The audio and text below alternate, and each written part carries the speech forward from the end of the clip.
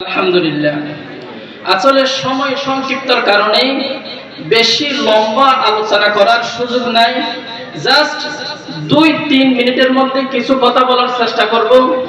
এই কথাগুলো আমি আপনি যদি না বলি তাহলে বলবে কে? এই মাদ্রাসা থেকে আমাদেরকে কথা বলা শিখিয়েছে।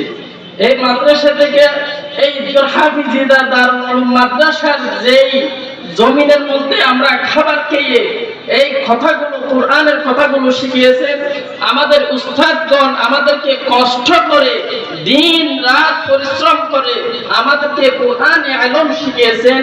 যে কোরআনে ইলম ফিদ দুনিয়া ওয়াল আখিরাহ, দুনিয়ারও মঙ্গল, দুনিয়ারও কল্যাণ, আখিরাতের কল্যাণ।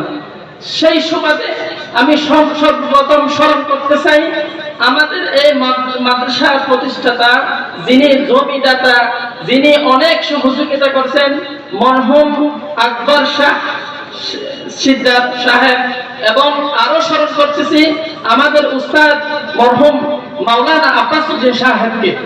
আমরা অনেকে হতে পারে এই হুজুরকে আমরা ভুলে গিয়ে আসলে প্রতিটি কদমের মধ্যে ঈদগাহ হাফিজিয়া দারুল উলুম মাদ্রাসার কথা স্মরণ হয়, প্রতিটি কদমে উস্তাদের কথা স্মরণ হয়।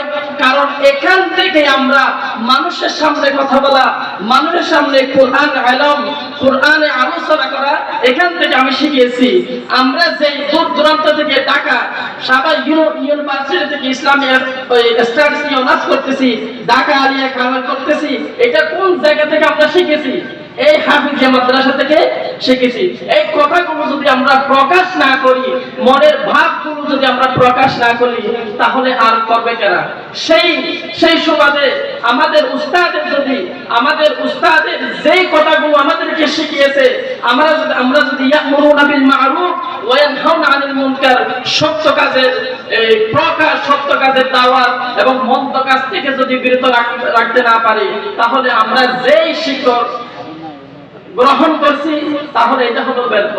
সেই সুবাদে আমরা চাই আমরা এই মাদ্রাসা থেকে যেগুলো শিখেছি আমরা ইনশাআল্লাহ মরণ আগ পর্যন্ত এই মাদ্রাসার উস্তাদ, এই মাদ্রাসার সাথে যারা জড়িত আছে সবাইকে স্মরণ করব। ওয়া আখিরু দাওয়ানা আলহামদুলিল্লাহি রাব্বিল আলামিন। আসসালামু আলাইকুম ওয়া রাহমাতুল্লাহ।